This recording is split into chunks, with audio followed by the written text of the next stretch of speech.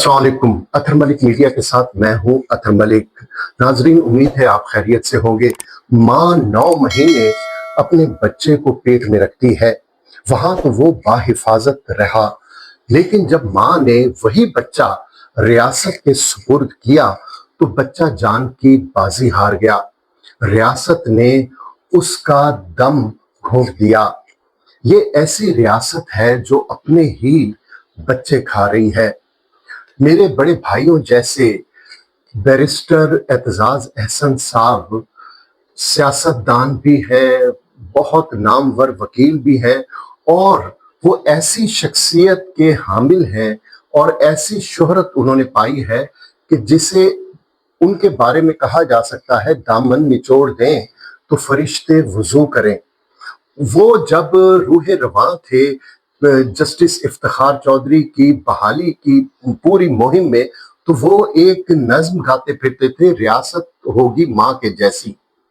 तो रियासत माँ के जैसी तो ना बन सकी, लेकिन वो इस वक्त जो किरदार अदा कर रही है वो सौतेली माँ का है, बल्कि वो ऐसी सौतेली माँ बन गई है जो डाइन से भी बदतर है।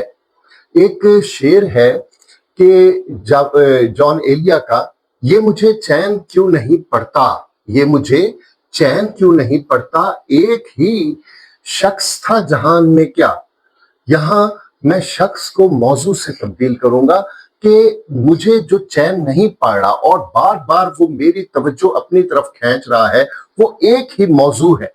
एक ही मौजू था जहान में क्या। मेरे सामने ढेरों मौजू हैं, लेकिन अपनी तमाम तर कोशिशों के बावजूद मैं वहां से पिम्स हॉस्पिटल के बच्चों से नजर नहीं चुरा पाया। आज भी मैं उस पर ही बात करूंगा।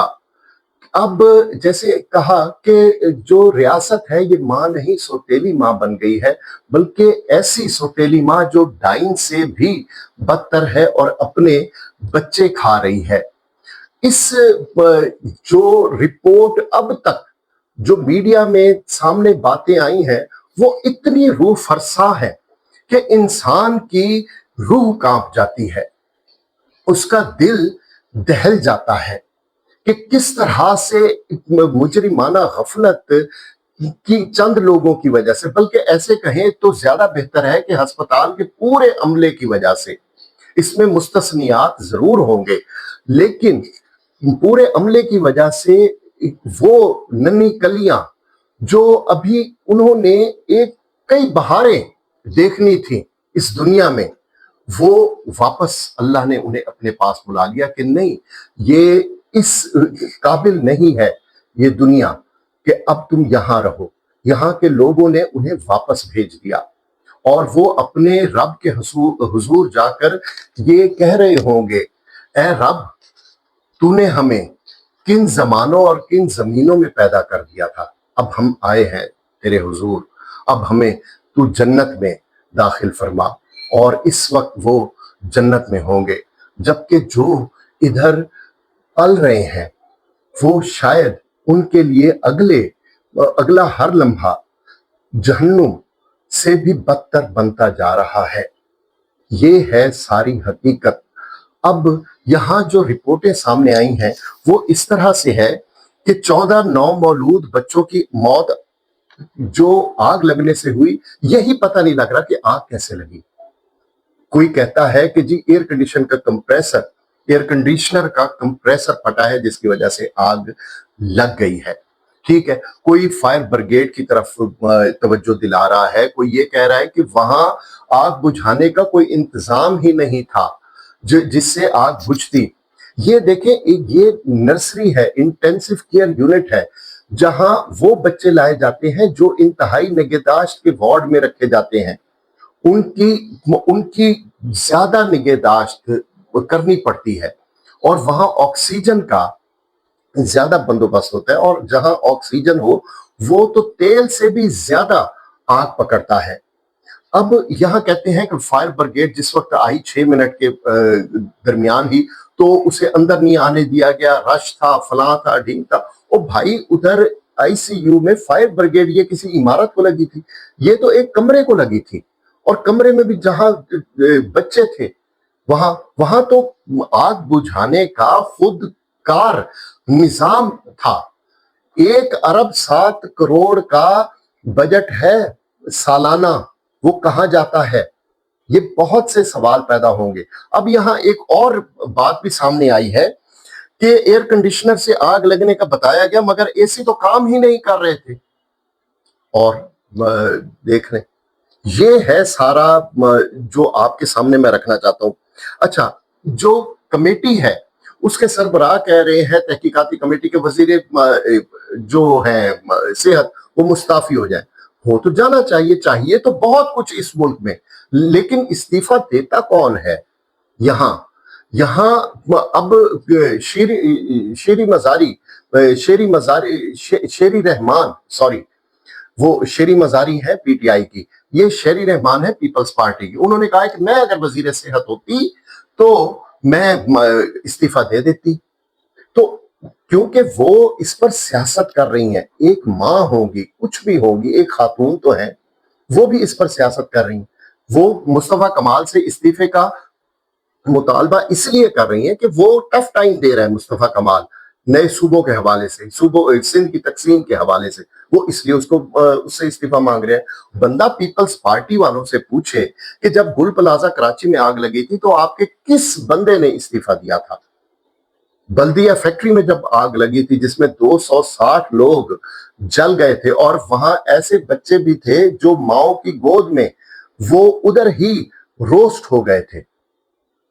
جب ان کی لاشیں، سوختہ لاشیں، جلی ہوئی لاشیں ملی تو نومولود بچے اپنے ماؤں کے سینے سے لگے ہوئے تھے۔ تو اس وقت کس نے استعفیٰ دیا تھا؟ یہ ساری سیاست ہے۔ خدارا ان پر سیاست نہ کریں، یہ وقت سیاست کا نہیں ہے۔ اب مصطفیٰ کمال صاحب نے ایک کمال کی بات کی ہے، وزیر صحت نے، انہوں نے کہا ہے کہ یہ کوئی پہلا حادثہ ہے، نہ یہ حادثہ آخری ہے، اس کے بعد بھی حادثات ہوتے رہیں گے۔ اس سے بڑی بدبختی کیا ہوگی اس ملک کی، اس قوم کی، کہ آپ کا وفاقی وزیر صحت یہ کہہ رہا ہے کہ نہ یہ پہلا حادثہ تھا نہ آخری، اب حادثات اس طرح سے ہوتے رہیں گے۔ وہ اپنا اس کڑھائی میں اپنا لوچ ڈال رہے ہیں کہ جی چھوٹے انتظامی یونٹ بنا دیں تو اس سے یہ معاملات حل ہو جائیں گے۔ اور اسلام آباد سے چھوٹا انتظامی یونٹ اور کیا ہو سکتا ہے؟ 25 کلومیٹر کے رقبے پر محیط ہے یہ شہر، اس میں بھی آپ انتظام نہیں کر سکتے تو اور کیا آپ کریں گے؟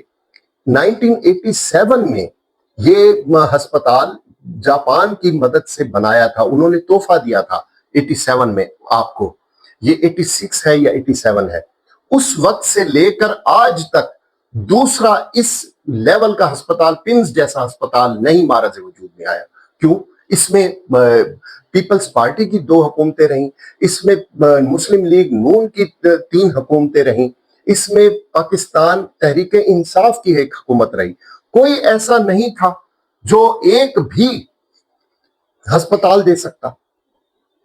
یہی چیز کہ اب اگر ایک چیز آپ کر لیں، یہ معاملات کیسے ٹھیک ہو سکتے ہیں؟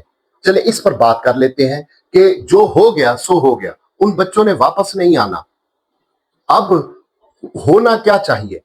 آج کے بعد اگر یہ حکومت تہیہ کر لے کہ وزیر اعظم، اس کے اہل خانہ وزیر اور MNAs, MPAs اور اس کے علاوہ بیوروکریسی وہ ساری سرکاری ہسپتالوں سے علاج کرائے گی تو کبھی کوئی کمپریسر نہیں پھٹے گا ایئر کنڈیشنر کا، کوئی ایسا کبھی ادویات کی قلت نہیں ہوگی، کوئی بھی شخص اپنی ڈیوٹی سے غفلت کا مرتکب نہیں ہوگا۔ کیوں؟ اس کی وجہ یہ ہے کہ جب آپ پر یہ ریسٹرکشن لگ جائے گی کہ آپ نے اپنے ہی ہسپتال میں، اپنے ہی سرکاری ہسپتال میں علاج کروانا ہے تو وہاں کوئی بھی غفلت نہیں برتے گا، وہاں وہ سٹینڈرڈ بن جائے گا بالکل اسی طرح الشفا انٹرنیشنل جیسا۔ یہ دنیا میں جتنے بھی وہ ہیں، کیونکہ یہ تو جب بھی جاتے ہیں انہیں تو چھینک بھی آ جائے تو یہ سرکاری خرچے پر یہ لوگ ویسٹ کے ہسپتالوں میں، امریکہ کے ہسپتالوں میں چلے جاتے ہیں۔ اب یہاں ایک ہسپتال کی مثال دی جا سکتی ہے، کمبائنڈ ملٹری ہاسپٹل CMH۔ وہ اس کا معیار کیوں قابل رشک ہے، لوگ کیوں مثال دیتے ہیں؟ اس کی وجہ یہ ہے کہ وہ ملٹری کا ہاسپٹل ہے اور وہاں جرنیل سے لے کر جونیئر آفیسر تک وہیں علاج کرواتے ہیں، اس لیے ان کا جو سٹینڈرڈ ہے وہ عالمی معیار کے مطابق ہے۔ وہاں آپ کو اس طرح کی کوئی بھی بد انتظامی یا جسے کہتے ہیں کہ بدتمیزی، وہ آپ کو دیکھنے میں نہیں ملے گی۔ اس طرح کے حادثات وہاں پیش نہیں آتے۔ اس لیے خدا را اس کو ایک کوئی تو ایسا وقت ہو نا کہ ہم کہیں کہ یہ حادثہ اب ہماری زندگی بدل دے گا، ہماری قومی سوچ کا دھارا تبدیل کر دے گا، اور اس کے بعد ہم بہتری کی طرف، بہتری کے سفر کی طرف گامزن ہو جائیں گے۔ اسی حادثے کو ٹیسٹ حادثہ بنا لیں اور اس کے بعد صحیح سمت میں اپنا سفر شروع کر دیں۔ لیکن یہاں ہو کیا رہا ہے؟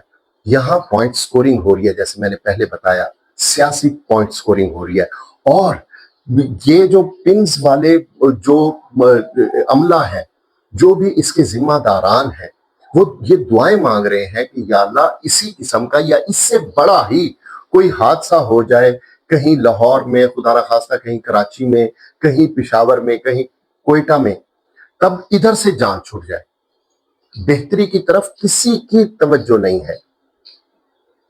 اب آخر میں یہ کہنا جو وزیر اعلیٰ KP کے سہیل آفریدی صاحب نے، انہوں نے کہا ہے کہ یہ افسوسناک واقعہ، پنز کا افسوسناک واقعہ شاید عمران کے لیے جال بچھایا گیا تھا، عمران خان کے لیے۔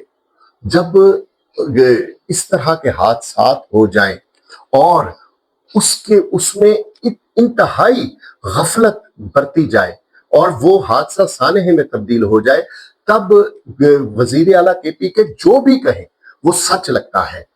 اگر بچوں کے ساتھ، نومولود 14 بچوں کے ساتھ یہ اگر ہو سکتا ہے تو یہ پاکستان کے سابق وزیر اعظم کے ساتھ کیوں نہیں ہو سکتا؟ وہاں بھی یہ حادثہ ڈکلیئر کر دیتے۔ میں وزیر اعلیٰ KP کی بات سے 100% متفق ہوں۔ اللہ ہم سب کا حامی و ناصر ہو۔